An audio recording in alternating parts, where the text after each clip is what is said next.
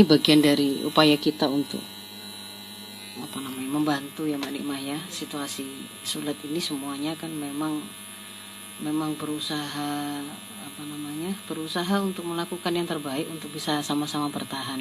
Betul, karena ini dialami oleh siapapun. Iya, ya.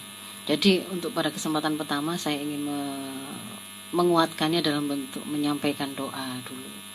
Menyampaikan doa untuk semua dulur El Victor yang biasa, termasuk santri-santri El Victor semua yang biasa menyimak perbincangan kita di El Victor maupun murid-murid atau santri kami di dunia nyata maupun di dunia maya ya. Kemudian siapa saja yang mereka semua adalah saudara-saudara seiman kita, kaum muslimin, semoga dimudahkan semua urusannya. Amin. Wabil khusus terkait dengan kesulitan yang dihadapi oleh para keluarga di tengah pandemi ini juga semoga semua keluarga-keluarga muslim itu diberikan ketahanan dan kekuatan untuk bisa melewatinya, Mbak Lina. Amin. Dan semoga nanti berbuah manis setiap upaya yang dilakukan untuk tetap bertahan dalam ketaatan dalam situasi sulit ini, semoga membawa kepada kebaikan yang berlipat di baliknya gitu. Ya, itu yang pertama. Lalu yang kedua, saya ingin mengangkat topik bertahan dalam badai, di tengah badai ini memang khusus untuk membahas, semoga nanti bisa menjadi modal, semoga bisa menjadi suntikan motivasi ataupun penguat bagi mereka terutama yang sekarang masih sedang berusaha bertahan di tengah badai ini, Mbak Nima, dan juga mereka yang sudah kemarin hampir memutuskan untuk mengakhiri atau meruntuhkan bangunan keluarganya, semoga nanti juga berpikir ulang untuk berusaha menambah perjuangan yang mempertahankannya. Ya. Jadi memang spesifik yang saya maksudkan dengan bertahan di tengah badai hari ini adalah berkaitan dengan ketahanan keluarga. Berkaitan dengan ketahanan keluarga yang pada masa pandemi ini ada fakta atau ada fenomena yang kita temukan bahwa ternyata pandemi ini menguak satu realitas kerapuhan keluarga muslim di Indonesia. Nggak hanya di Indonesia sebenarnya, bisa jadi ya. Jadi bahwa ada banyak keluarga-keluarga muslim yang mereka sebenarnya memiliki kerapuhan dalam bangunannya. Sejak awal, meskipun tidak ada pandemi, sebenarnya bangunan keluarga itu sudah sangat rapuh. Mudah sekali roboh begitu. Kalau nakoda kapal bahtera gitu ya, kapalnya itu sebenarnya juga memang sudah rapuh sejak awal. Kan tapi hantaman badai pandemi ini itu membuatnya menjadi lebih transparan terlihat ya, lebih telanjang untuk bisa diindra bahwa ada kerapuhan di sana. Nyata gitu loh. Sehingga kemudian membuat kapal-kapal bahtera-bahtera tadi banyak yang langsung karam-karam, bangunan rumah tangga yang terlihat di luar yang mungkin kemarin sempat pencitraan terlihat terpoles bagus, ternyata kemudian ambruk seketika begitu ya. Terlihat jadi nyata sekarang. Iya, jadi ini menjadi sesuatu yang sangat mudah terlihat ya. Meskipun sebelumnya sebenarnya bisa jadi ada fakta itu, bukan kemudian faktanya berubah sama, cuman ini menjadi satu hal yang membuatnya mudah terlihat. Nah, bagaimana kemudian kita membangun ketahanan keluarga? Ketika kita bicara ketahanan keluarga, maka ada faktor yang menjadi lahan ikhtiar di level keluarga itu, tapi ada faktor-faktor yang akan menguatkan ketahanan keluarga itu yang merupakan faktor di luar keluarga itu, eksternal dari keluarga itu, atau supra keluarga. Sekarang kita masuk ke yang keluarga dulu. Jadi bahwa kalau diumpamakan bahwa pernikahan itu adalah sebuah bahtera yang akan berlayar menuju satu tujuan, di sana ada nakoda, ada anak buah, ada perjalanan yang akan ditempuh. Sudah pernah saya sampaikan bahwa bagi keluarga muslim, ikatan pertama yang akan menguatkan, yang akan menjadi penguat dari rumah tangga mereka itu adalah terikatnya mereka semua dengan surga dengan Allah, dengan kesadaran bahwa pernikahan itu adalah bagian dari ibadah yang hendak dia sempurnakan sebagai hamba dari Allah yang telah menciptakannya. Jadi justru itu adalah pertamanya, ikatan pertamanya. Kalau sejak awal, baik itu nahkodanya maupun anak buah yang naik kapal itu, maupun ketika mempersiapkan kapalnya, itu tidak didesain untuk sampai pada tujuan akhirnya adalah surga Allah, mendapatkan ridha Allah. Ya, maka pertama dia akan memiliki kapal yang tidak dia persiapkan untuk sepanjang perjalanan itu untuk menuju selevel kualitasnya untuk sampai kepada tujuan tadi. Mungkin asal-asalan gitu ya. Yang kedua, si nakodanya maupun anak buahnya mungkin juga tidak melengkapi dengan kebutuhan-kebutuhan modal, kecakapan yang dia butuhkan untuk sampai mengarungi perjalanan ke sana. Termasuk juga komitmennya satu sama lain itu sampai ke sana ya. Jadi kalau kemudian naik kapalnya atau membangun rumah tangganya itu hanya karena kecantikan semata, karena harta, karena ketampanan, karena rasa cinta, yang cinta itu kemudian sandarannya ternyata bukan Allah, bukan karena kesadaran hubungan dia dengan Allah, maka itu akan sangat lemah. Sejak awal kapal ini akan sulit sampai kepada tujuannya karena cantolannya itu tadi sudah terputus. Padahal begitu dia terputus dari cantolannya dengan Allah, cantolannya dengan kenapa dia harus meraih surga Allah, kaitannya dengan bahwa dia itu hamba Allah, ini pernikahan ini, perjalanan ini bagian dari ibadah kepada Allah. Kalau itu sudah putus, maka ya kapal itu akan bisa jadi muter-muter terombang-ambing di tengah jalan sampai kemudian mereka kelelahan, mereka kemudian putus asa dan seterusnya. Nggak sampai tujuan karena sudah dia putus sejak awal. Itu kalau kemudian kita, itu kan kalau pakai perumpamaan ya. Kalau pakai bahasa di dalam fikih syariah itulah mengapa kok kemudian kita diminta atau dituntunkan oleh Islam ketika mendoakan sebuah pernikahan itu bukan dengan semoga banyak rezeki, semoga banyak anak, semoga sampai kakek nenek kan gitu. Kan ketika ada Aqil bin Ali menikah itu kan ketika ada sahabat-sahabat yang lain itu menyampaikan doa seperti itu, dia mengatakan jangan begitu. Rasul tidak mengajarkan begitu. Rasul mengajarkan katakan barakallahu lak wa baraka alaik wa jama'a bainakum fi khair. Doakan keberkahan. Tadi Mbak Nima sudah menjelaskan di depan tadi ada keberkahan. Doakan keberkahan atas pernikahan itu, atas pasangan itu agar mereka dikumpulkan dalam kebaikan. Kenapa keberkahan? Karena keberkahan itu definisinya tadi juga sudah Mbak Nima di renungan tadi ya ada. Keberkahan itu adalah ziyadatun ni'mah wa ziyadatul khair. Ketika pernikahan itu barokah, maka itu pasti akan menjadi kebaikan bagi mereka. Apapun yang ada dalam pernikahan itu, keadaan baik, keadaan buruk, akan bisa menjadi kebaikan bagi mereka. Bahkan menambah kebaikan yang ada. Juga nikmah ya, menambah kenikmatan. Menjadi kenikmatan dan menambah kenikmatan yang ada. Keluarga barokah darinya, mereka tidak hanya tercegah dari melakukan keharuman perzinahan, tapi juga kemudian lahir darinya mungkin anak-anak yang kelak akan menjadi pemimpin yang akan membebaskan dan membangkitkan suatu negeri, satu kaum. Kan begitu kan ya. Keberkah, kalau keluarga itu barokah itu, tetangga-tetangganya juga bisa merasakan keberadaan kebaikan mereka untuk lingkungannya. Kalau kemudian anak-anak itu barokah, istri itu barokah, maka suami tidak hanya akan merasakan ketenangan, akan merasakan nikmatnya kasih sayang, rasa cinta, yang itu menambah kenikmatan yang sudah dia miliki sebelumnya. Tapi juga ternyata pernikahan itu akan menjadi dakwah bagi dia untuk menjadi orang yang lebih baik, orang yang kemudian lebih taat kepada Allah, kemudian lebih siap berkiprah di tengah masyarakat, yang menjadi pemimpin di tengah masyarakat dan seterusnya. Namanya keberkahan. Kemudian yang lain-lain itu terinspirasi dengan kebaikannya. Betul. Gitu ya, jadi memang menambah kebaikan dan menambah kenikmatan yang ada itu barokah. Dan kita diperintahkan untuk mendoakan begitu.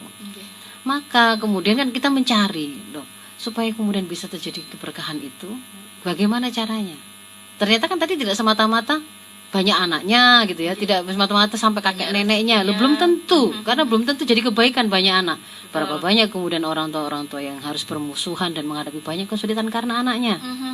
Bendino di musuhi tetangga karena ulah anaknya.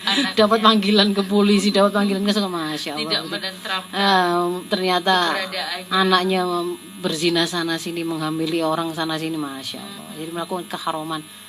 Anak banyak tidak selalu menjadi kebaikan dan tidak selalu menambah kebaikan dan menambah kenikmatan. Sampai apakah berjodoh sampai kakek nenek itu akan menjadi kebaikan? Belum tentu. Juga belum tentu. Belum ya, tentu. Ya. Imam Syafi'i itu orang tuanya berjodohnya sangat sebentar. Karena ketika Imam Syafi'i masih ada di perut kehamilan ibunya, ayahnya sudah meninggal. Tapi ketika pernikahan itu barokah, meskipun usia pernikahannya, perjodohan mereka singkat di dunia ini. Coba melahirkan, sempat melahirkan, nggak banyak anaknya, cuma satu. Ya. Cuma satu. Tapi kemudian itu dalam kandungan sudah ditinggal. Masya Allah, kan kemudian melahirkan seorang imam besar yang karyanya menjadi rujukan, yang kemudian membawa kebaikan, menginspirasi kebaikan banyak orang sampai hari ini. Sampai hari ini. Makanya disuruh dengan jari itu keberkahan, bukan banyak-banyakan, bukan lama-lamaan. Tidak selalu menjadi kebaikan. Nah, kemudian Allah memberikan tuntunan kan, bagaimana kita bisa mendapatkan keberkahan tadi. Mendapatkan keberkahan tadi itu, kalau di dalam Al-Quran itu Allah berfirman, walau anna ahlal qura amanu wattaqau la fatahna 'alaihim barakatim minas sama'i wal ard. Kalau saja sekiranya penduduk satu negeri itu beriman dan bertakwa, maka niscaya akan kami turunkan keberkahan itu dari langit dan bumi. Ini memang konteksnya negeri ya. Kalau negerinya beriman dan bertakwa, itu akan turun keberkahan dari langit dan bumi untuk negeri itu. Kalau kita membangun pernikahan atas dasar iman dan takwa, maka keberkahan itu pun akan tercurah pada pernikahan kita. Dan level apapun. Jadi keberkahan itu, singkatnya kalau dari ayat itu, kita mendapatkan rumusnya. Bisa kita dapatkan kalau kita membangun sesuatu, kita sandarkan kepada iman dan takwa.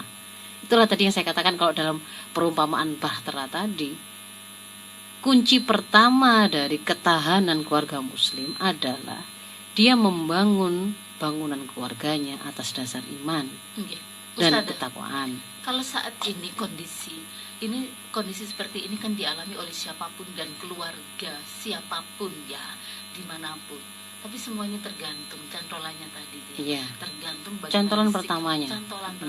Iman tadi. Iman maksudnya. Bahwa pernikahan ini adalah merupakan bagian dari ibadah yang hendak dia lakukan kepada Allah. Karena itu kan kemudian dia senantiasa membangun semua hal-hal yang berkaitan dengan perjalanan rumah tangganya itu. Dia cari tahu bagaimana tuntunan Islam, tuntunan Allah di situ. Dan itulah makna dari takwa itu. Ketika dia berusaha menyandarkan semuanya kepada aturan Allah, melaksanakan apa yang diperintahkan oleh Allah dan meninggalkan apa yang dilarang oleh Allah, maka berarti dia sedang menjalankan bahteranya itu atas dasar ketakwaan. Itu kalau kemudian pakai perumpamaan tadi, berarti kan sejak awal dia menikah, dia memahami kalau dalam Islam itu ini adalah salah satu mitsaqon ghalidh, sebuah akad yang besar, akad yang agung. Seorang suami mengambil alih amanah seorang gadis dari ayahnya atas nama Allah, mempersaksikan atas nama Allah. Ya, dia mempersaksikan, menjadikan Allah sebagai saksi atas akadnya itu langsung. Dia menghalalkan sesuatu yang tadinya haram dengan menggunakan nama Allah. Maka dia harus paham betul ini sebuah konsekuensi yang besar. Akad itu dibuat dengan keridhoannya, dengan kesadarannya. Dia tidak dipaksa. Dia mengambil sebuah amanah. Anak orang dibesarkan ya dengan penuh kasih sayang, dengan baik, dijaga kehormatannya. Kemudian dia ambil alih amanah. Sekarang saya teruskan. Bapak, saya lanjutkan amanah ini. Diambil alih oleh dia. Termasuk di situ adalah harus difahami tanggung jawab atas baik dan buruknya, pendidikannya, kebutuhannya, apa yang menjadi kelemahan-kelemahannya itu kemudian dia siap mengambil alihnya. Gitu. Surga nerakanya. Dia mau memimpinnya dengan cara seperti apa? Nah, ini harus difahami dulu dari sisi suami. Oh, ini gak main-main berarti. Maka kalau Masa kemudian mau menghadirkan Allah sebagai saksi, menggunakan nama Allah untuk mengambil amanah dan menghalalkan sesuatu yang tadinya haram. Terus kemudian sidik-sidik buyar, main-main itu. Ada masalah nggak bisa makan sehari aja minta buyar. Ya, main-main dengan Allah, jangan. Jadi sadari dulu itu. Maka di situ harusnya menumbuhkan komitmen. Dia harus benar-benar bertanggung jawab dengan amanah ini. Ini untuk para bapaknya, ya. Karena itu kemudian dia kan kemudian berusaha menyempurnakan modal-modal yang dia butuhkan untuk jadi pemimpin itu. Demikian pula dengan yang perempuan, ketika dia menyadari bahwa ini adalah sebuah bagian dari ibadah yang saya lakukan kepada Allah. Pernikahan yang saya lakukan ini bagian dari ibadah yang saya lakukan kepada Allah. Maka akan saya sempurnakan juga apa yang menjadi kontribusi saya untuk menguatkan baterai yang mau dipakai ini. Maka tadi saya katakan, sejak awal bisa jadi ada baterai itu sudah berangkatnya itu memang kuat, ada yang memang asal-asalan ya, memang sejak awal itu yang mungkin bolong sana sini ya. Perjalanan kekuatan baterai ini sampai ke tujuannya tadi pertama berawal dari sejak awal sendiri itu baterainya kualitasnya seperti apa, nakodanya memiliki kualitas seperti apa, anak buahnya juga seperti apa. Lalu yang kedua dipengaruhi oleh komitmen mereka untuk menetapkan visinya sudah, oh ya menuju surga Allah di sana, pulaunya itu di sana kan begitu kan ya. Semakin gambar tujuan itu semakin kuat senantiasa mereka semua sama menyadari bahwa mereka itu harus sampai ke sana. Jangan mudah putus harapan. Nanti ketika keadaan di laut itu ternyata ketemu dengan apa-apa saja, jangan mudah putus. Kita ke sana karena itu adalah bagian dari hidup yang kita harus bertanggung jawab kepada Allah. Ini bagian dari ibadah kita. Bukan sekedar kontrak sosial antar saya dan kamu, enggak. Harus sampai ke sana. Sampai sana gitu ya. Kemudian yang berikutnya dipengaruhi oleh sejauh mana mereka mengetahui rute rambu-rambu yang harus mereka tempuh dan komitmen mereka menapainya gitu loh. Lalu yang berikutnya adalah sejauh mana kemudian mereka bisa melakukan interaksi dengan bagus, sebenarnya juga sama dengan sesuai dengan aturan atau sesuai dengan apa yang diajarkan oleh Islam. Ketika mereka melakukan perjalanan itu kan ada berbagai macam interaksi. Maka di situ ada yang sifatnya pokok, ada yang sifatnya tambahan-tambahan yang akan mengindahkan perjalanan itu. Nanti akan kita bahas di sini, teman-teman. Jadi yang pertama tadi ketahanannya adalah berawal dari sandaran iman bahwa ibadah ini pernikahan ini adalah ibadah kepada Allah. Jangan mau dengan propaganda yang dilakukan oleh feminis ataupun para penawar sistem sekuler hari ini untuk memutuskan pernikahan itu dari ibadah. Sering propaganda itu seperti apa Ustaz? Kadang-kadang kita nggak nyadar. Beberapa tahun yang lalu mungkin kita sudah pernah dengar bahwa bahkan para feminis itu berusaha memasukkan itu menjadi kompilasi, dia masih jadi draft kompilasi hukum Islam ya? Yang berusaha untuk menjadikan pernikahan itu sudah nggak usah dihubungkan dengan beribadah gitu loh. Itu ya kontrak sosial saja antara seorang laki-laki dan perempuan. Supaya apa?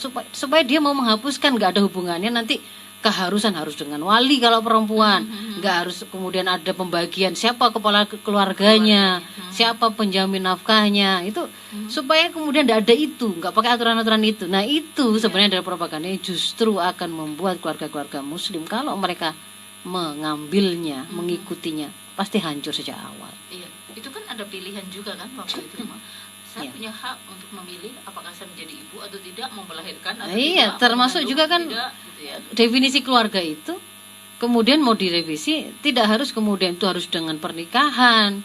Pokoknya kalau kemudian mereka berkumpul hidup bersama, punya komitmen untuk hidup bersama atas dasar cinta, sudah. Ya kan ketika diputuskan itu kan ketika diputuskan dari agama, maka kan kemudian di situ keluarga itu bisa terdiri antara laki-laki dengan laki-laki, perempuan dengan perempuan, kan maunya begitu. Baik, kita kembali kepada saya kembali. Ya, kita membahas membangun ketahanan keluarga Muslim ya. Kunci pertama adalah itu tadi. Kita harus menjadikan pernikahan ini adalah bagian dari ibadah, karena justru keimanan itu harus sandaran utamanya.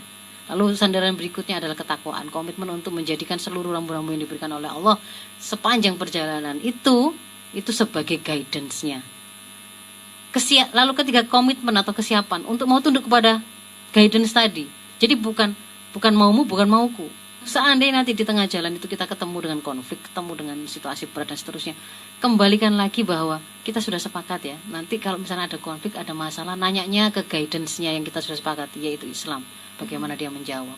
Maka jangan ngotot apa maumu, apa ngotot mauku. Kita sama-sama kembali ke situ. Jadi kembali. Ya, Ini ada kesepakatan nah, di itu awal kan, ya. ya itu dibangun terus Mbak Nima sepanjang perjalanan. Jadi itu rahasia yang ketiga. Nah, yang ingin kemudian saya coba detilkan gitu ya, di antara guidance-nya, mungkin karena nggak sempat belajar dengan detil atau saking banyaknya belajar kemudian banyak teori-teori tentang keluarga sampai malah bingung ya. Ya saya ambilkan yang sifatnya prinsip-prinsip saja supaya kemudian jadi pegangan.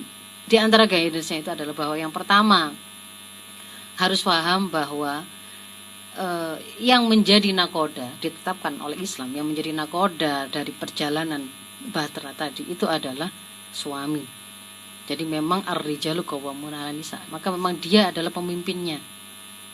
Pemimpin itu adalah mereka yang melekat padanya sebuah hak, sebuah kewenangan untuk mengambil keputusan. Ya. Jadi sahibu kalimatil akhirah itu adalah suami.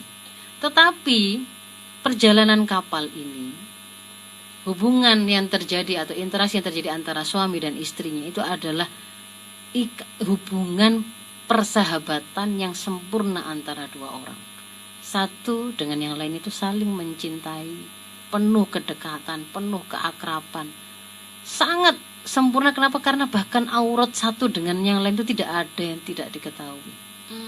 Semuanya terbuka satu sama lain, sehingga kemudian mereka punya komitmen karena tahu kelemahan masing-masing, berusaha untuk menutupi. Itu kan dikatakan oleh Islam menjadi pakaian satu dengan yang lainnya kan?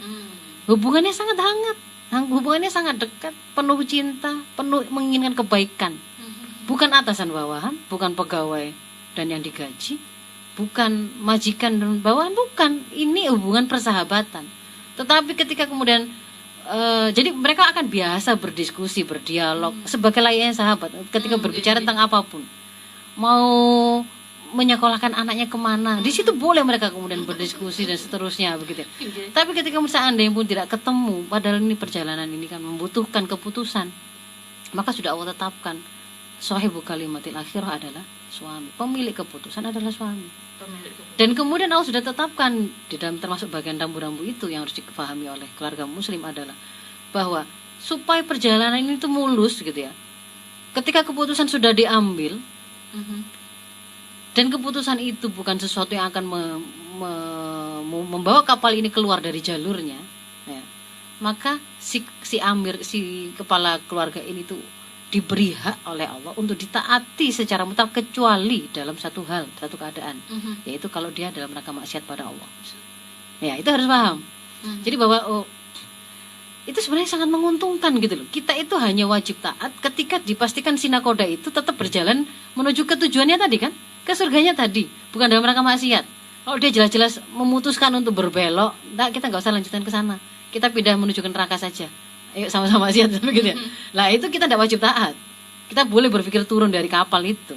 Tapi ketika kemudian masih ke sana, meskipun keputusan itu tidak sesuai selera kita, wajib taat. Itu untuk memastikan tidak ada rongrongan untuk hal-hal yang sebenarnya tidak diperlukan begitu. Ya kan? Jadi si kepala, si nakoda, si kepala keluarga mendapatkan hak itu. Sementara anak buah kapalnya tadi, semua yang ada menjadi anggota keluarga itu, para istri, mereka diberi oleh Allah hak mendapatkan perlakuan ma'ruf, mu'asyarah bil ma'ruf.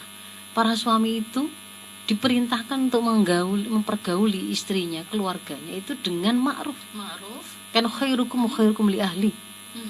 Sebaik-baik dari kalian para suami itu adalah yang paling baik perlakuanmu, akhlakmu pada keluargamu. Dan contoh yang kayak gimana sih yang baik itu? Wa ana khairukum li ahli, kan gitu Rasul. Aku ini contoh terbaik, orang yang paling baik akhlaknya pada keluargaku. Ya lihat bagaimana Rasul, bagaimana romantisnya beliau kepada istri-istrinya, hangatnya beliau dengan anak-anak hingga cucu-cucunya, bagaimana kemudian beliau itu meringankan diri untuk membantu istri-istrinya. Ya misalkan beliau juga menjahit baju sendiri, membetulkan sepatu sendiri. Ketika kemudian satu saat kemalaman pulang itu karena kekhawatiran mengganggu, beliau tidak mengetuk pintu tapi tidur di balik pintu. Sementara sang istri juga karena semangat, nanti kalau saya ketiduran diketok nggak dengar, saya tak mendekat ke pintu biar dengar. Jadi masing-masing berpikir untuk sahabatnya dengan terbaik karena penuh rasa kasih sayang dan cinta, penuh dengan keinginan untuk kebaikan, saling membaiki masing-masing ya. Semalam itu mereka berdua tidur di balik pintu yang sama. Masing-masing. Oh, kan sangat romantis kalau hari ini gitu ya kan, film-film itu.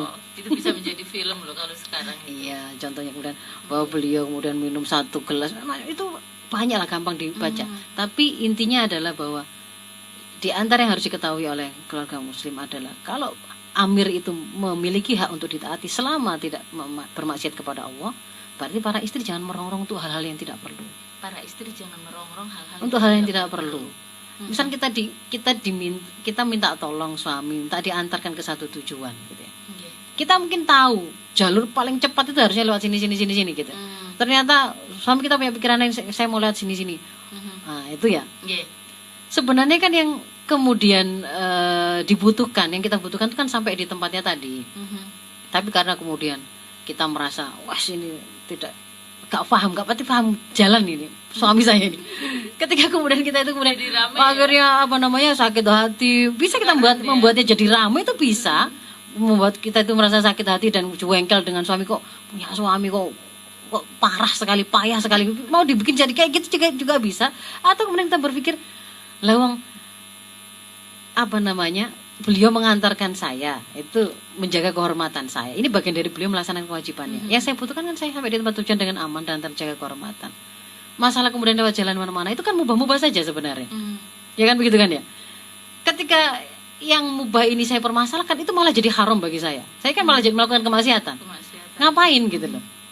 Maka berlapang-lapanglah untuk hal yang itu sebenarnya bukan maksiat, bukan dosa. Nah, ini terkadang memilah mana yang mubah, mana yang kemudian itu sebenarnya biasa-biasa saja, tapi kemudian menimbulkan hal-hal yang haram seperti itu. Kalau Ustaz memilih seperti itu butuh kecerdasan. Ya butuh ilmu.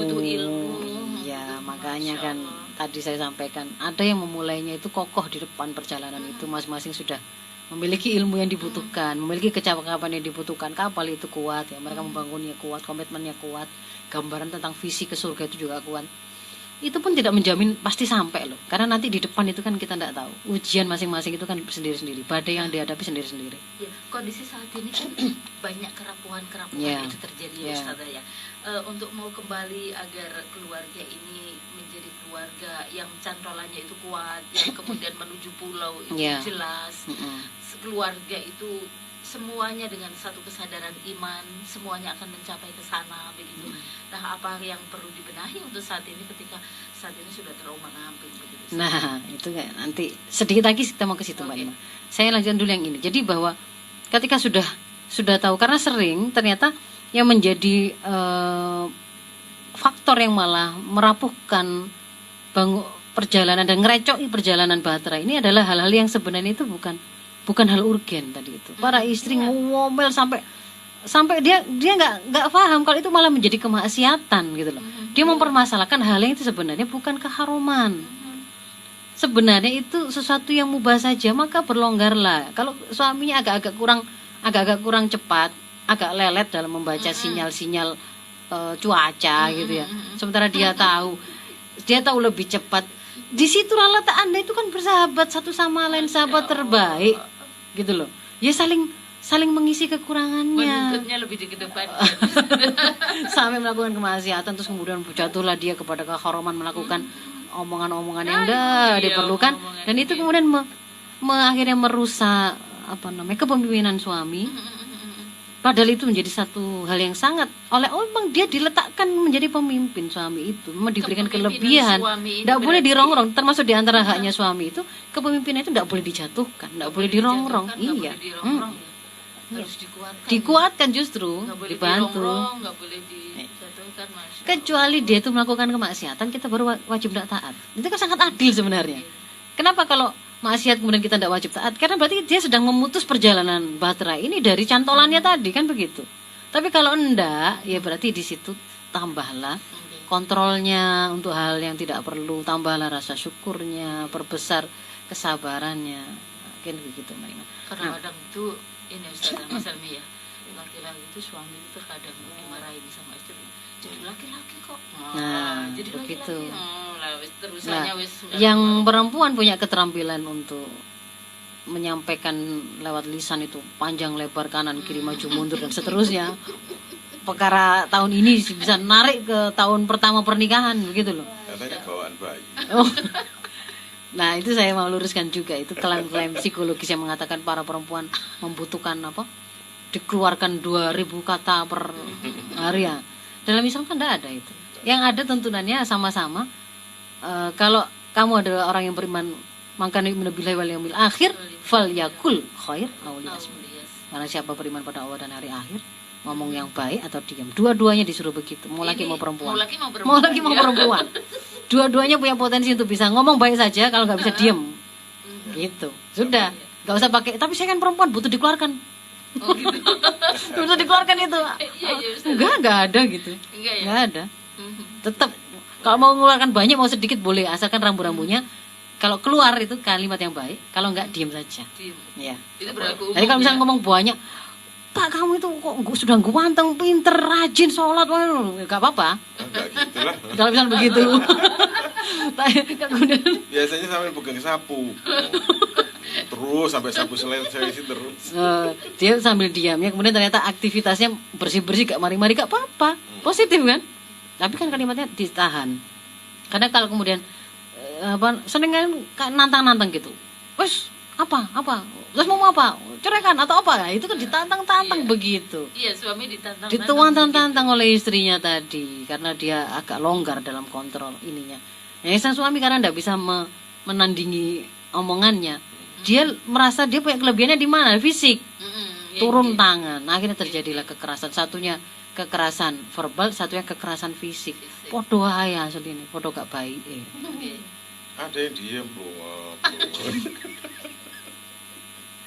menahan itu Mas Helmi. Oh, menahan ya. Itu istighfar gak putus-putus Mas Helmi. Oh gitu ya. Mestinya harus begitulah. Iya. Suami itu harus istighfar, ya Allah. Bojoku ayune pintere, Masya Allah iso ngomong sok rono rene, Masya Allah, alhamdulillah. Lah ya dicelat itu rono rene itu disyukuri. Alhamdulillah. Nek misalnya itu stroke itu nggak bisa ngomong itu. Tambah tersiksa. Tambah tersiksa. Jadi ya itu dulu ya 1 2 3 terus habis itu. Nah, ini kan meskipun sudah. Jadi kalau dikembalikan kepada situasi hari ini, kalau keluarga-keluarga tadi sejak awal berangkatnya itu bahasanya kurang kuat, ada yang perlu ditambal-tambal. Sekarang adalah momentum. Jangan tunda lagi, perkuat masing-masing. Yang tadi modal pengetahuan ya, keimanan yang dimiliki sama-sama saling dikuatkan, ketaatan. Kecenderungan untuk taat itu bisa kita asah dengan memperbanyak amal-amal nafilah. Jadi selain yang namanya nafilah itu tambahan, berarti yang wajib disempurnakan dulu. Disempurnakan dulu. Para suami mengilmui apa yang menjadi sakofah yang dibutuhkan untuk jadi seorang kepala keluarga, yang istri juga begitu untuk jadi ibu dan seterusnya. Nah, itu tips yang pertama. Jadi kuatkan bangunan yang mereka punya dulu hari ini dari sisi itu. Lalu yang kedua, ketika kemudian mereka sedang di tengah arus ini, lalu ketemu dengan faktor di luar diri mereka ya. Jadi berarti kan faktor dalamnya itu asumsinya ya sudah sama-sama kuat ya, sudah sama-sama menguatkan, sudah punya komitmen, sudah tahu tadi kan di tengah kapal itu ya bisa guyon-guyon, ya bisa saling hangat, bisa saling curhat-curhatan, bisa cerita, saling satu sama lain, saling membantu, meningkatkan kualitas diri. Istrinya lebih tahu dulu ngajarinya suaminya, suami juga begitu kan begitu.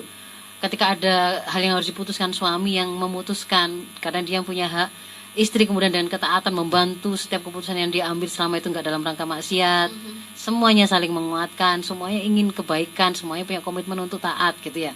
Nah, ketika sudah seperti itu, lalu di tengah laut ini ketemu dengan badai macam-macam, maka pertama semakin kuatkan lagi apa yang sudah bangunan awal sudah disiapkan tadi. Semakin dikuatkan. Jangan mudah putus asa.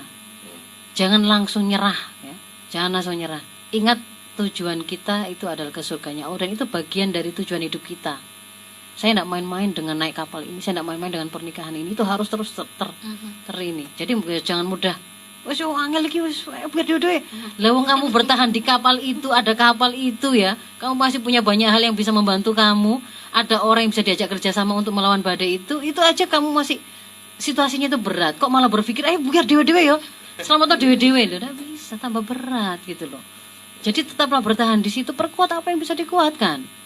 Nah, di antara yang bisa menguatkan adalah pilihan sikap yang tepat untuk melakukan syukur dan sabar itu, Mbak Nima. Syukuri semua apa yang ada itu, sekecil apapun, sebut untuk disyukuri. Kapalnya bocor-bocor, alhamdulillah sih dua kapal nek ono blas iki terus nang ndi gitu. Kapalnya bocor. Kapalnya bocor, alhamdulillah, tapi bisa dicari toh bocornya di mana, kurangnya di mana. Tapi syukuri yang masih ada kapal, bentuk kapalnya saya ketok. Oleng ya, gitu masih bisa syukuri. Ada air yang berhasil masuk, tapi kita masih punya tangan yang sehat, kuat untuk mengeluarkan air itu, berusaha menutup tambalan itu tadi. Maka itu lakukan, gitu loh. Lagi itu tadi diawali dengan komitmen tetap bertahan di situ ya. Bukan saya buyar ya.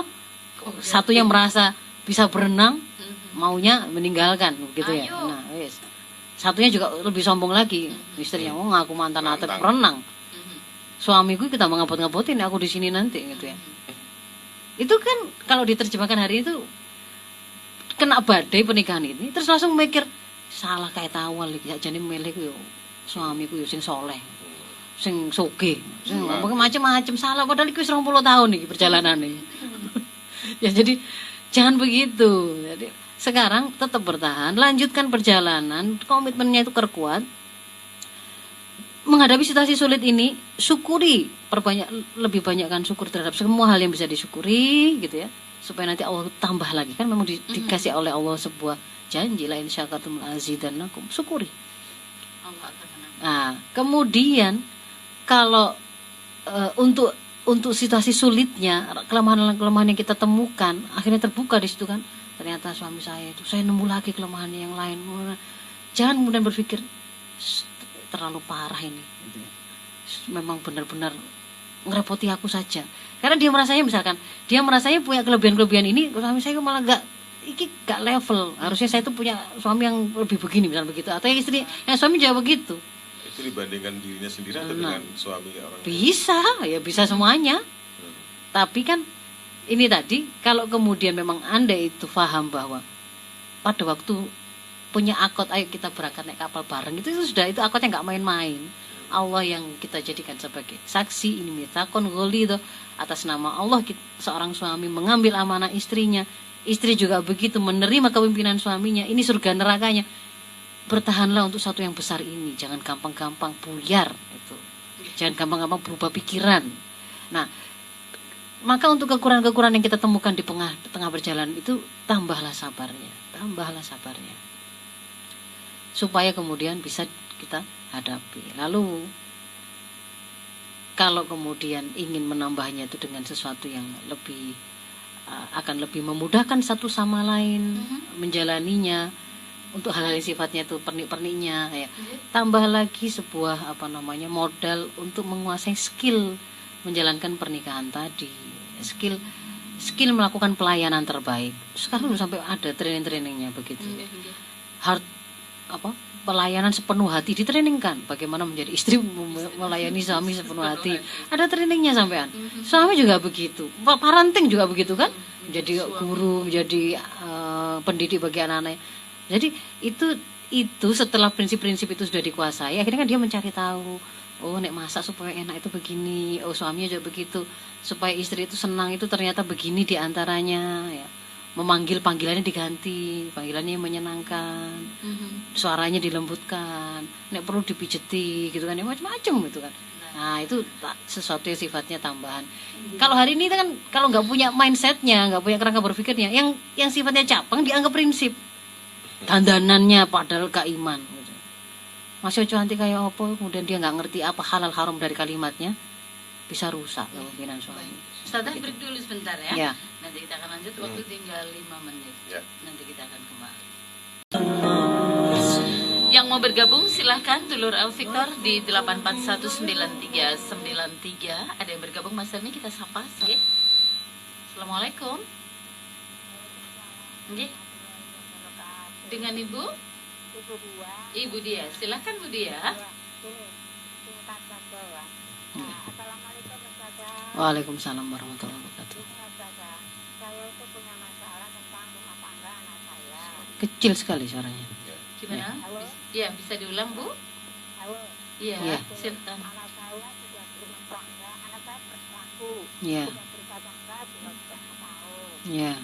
Masalahnya begini, masalahnya anaknya itu habis rusak, itu ibunya si istri itu mentua anak saya itu ikut, adiknya juga ikut, adiknya istri itu jadi di desa ini ibu mertua sama ibu sehingga rumah tangganya itu selalu berantakan karena tentang ekonomi.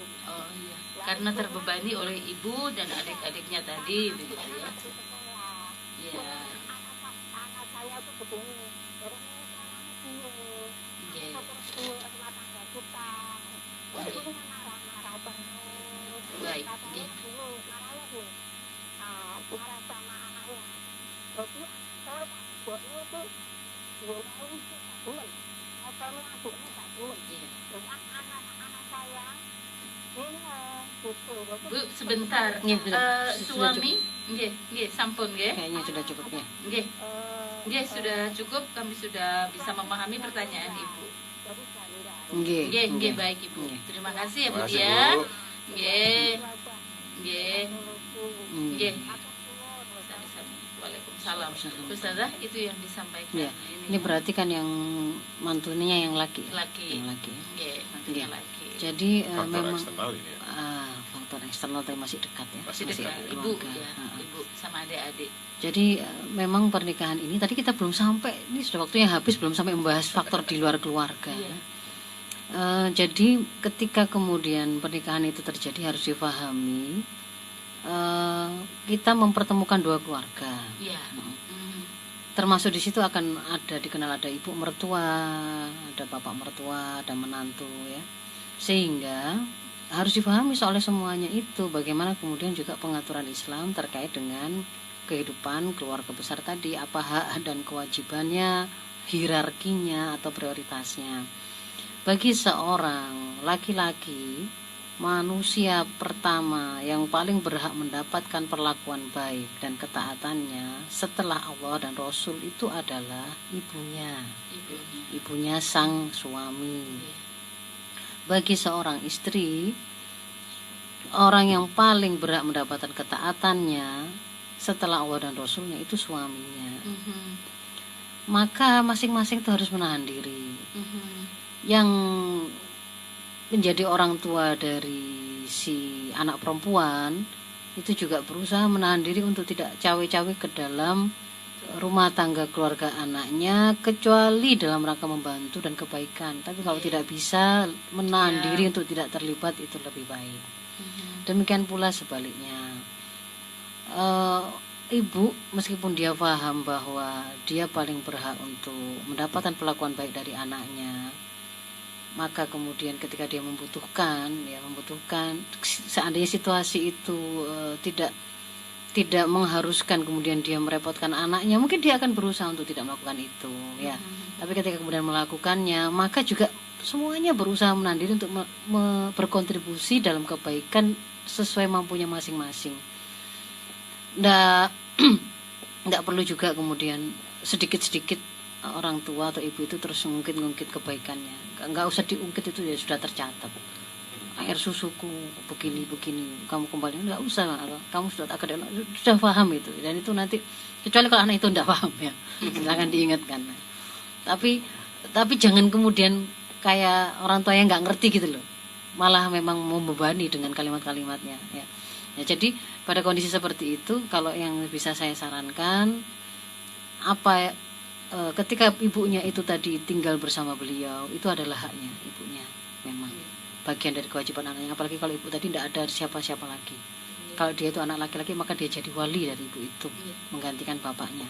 Termasuk kalau anak dari ibu tadi ternyata ada satu saudara lagi perempuan belum menikah, maka itu memang juga menjadi tanggungan dari sang suami. Maka yang bisa saya lakukan, yang pertama, saya doakan dulu keluarga ini, semoga dikuatkan. Amin. Suaminya juga, kemudian keluarga itu dimudahkan semua urusannya, diberkahi semua rizkinya, diberikan oleh Allah rizki yang banyak. Kalau ada masalah-masalah semoga dimudahkan untuk selesai. Amin. Tapi komitmennya itu tadi, semuanya harus bertahan untuk dengan kebaikannya. Ini semuanya harus dengan Nah, ilmu ya Ustaz. Lah Ya? terus yang istri ketika paham bahwa memang itu ternyata tanggungan yang harus ditanggung oleh suaminya, maka bantulah sebisa mungkin. Iya. Berarti tambah sabar dan syukurnya, jangan dirongrong dan jangan mudah berpikir gak cocok iki wis abot kok gini rumah tangga. Belum tentu loh tahun ini dengan tahun depan itu berbeda sama, itu belum tentu. 2,5 tahun ini apakah kemudian 10 tahun itu pasti akan tetap seperti itu atau lebih buruk ataukah bagaimana, kita tidak tahu. Tapi kalau yang dijanjikan oleh Allah, kalau kamu bertahan dengan kebaikan itu pasti akan jadi baik. Oh. Gitu. Jadi pilihan ada pada mereka ya. Ya, kita membantu Mudah-mudahan dengan doa. keluarga ini Memang Ustaz, berat ya, Ustaz. Iya, Ah, betul. makanya ujian itu masing-masing, ada yang menemuinya pada tahun pertama, ada tahun kedua, ada yang tahun ke-20, tapi semuanya ya sama. Untuk bisa selesai itu komitmen dari masing-masing pelakunya, dan solusinya itu ada pada Islam. Jadi jangan apa kataku apa katamu. Nek menurutku kayak gini nih ya soro, aku mau dikongkon ngalah terus sampai ibu sampean lah, enggak katamu. Selesai. Tapi kalau kemudian tanya ke Islam, memang haknya. Memang itu ternyata itu menjadi tanggungan suaminya. Karena saya sudah berakot untuk mau menjadi istri dari suami saya akan bantu sebisa mungkin. Insya Allah di balik ini, kesulitan ini begitu selesai, begitu kita jalani sesuai dengan aturan, oh pasti akan selesai. Karena inna ma'al usri yusra itu memang oleh Allah ketika diturunkan kesulitan, maka harus nampak di depan kita ada dua kayak tamu datang. Si sulit datang ke kita. Maka kita harus paham bersama si sulit itu ada dua mudah. Ada dua mudah. Jadi jangan lihat sulitnya toh. Belum ketemu dua mudahnya, tapi yakin ada dua mudah di situ bersama si sulit ketika datang bertamu. Ada dua mudah yang ngiringi nih. Iya, gitu loh. Kita lakukan dulu kesulitan Nah, ya. saya akan hadapi kesulitan ini sesuai dengan aturan Allah. Insya Allah dua mudah itu, oh iya ternyata ini tuh dua mudah itu. Gitu. Alhamdulillah. Begitu, semoga dimudahkan Bu. Amin. Ustazah terima kasih. Nggih, saya banyak mohon ya maaf pencerahannya. padahal kurang berkenan agak molor 4 menit 3 menit ya. 3 menit. Afu minkum ihdinas siratal mustaqim. Assalamualaikum warahmatullahi wabarakatuh. Waalaikumsalam Waalaikumsalam warahmatullahi warahmatullahi wabarakatuh.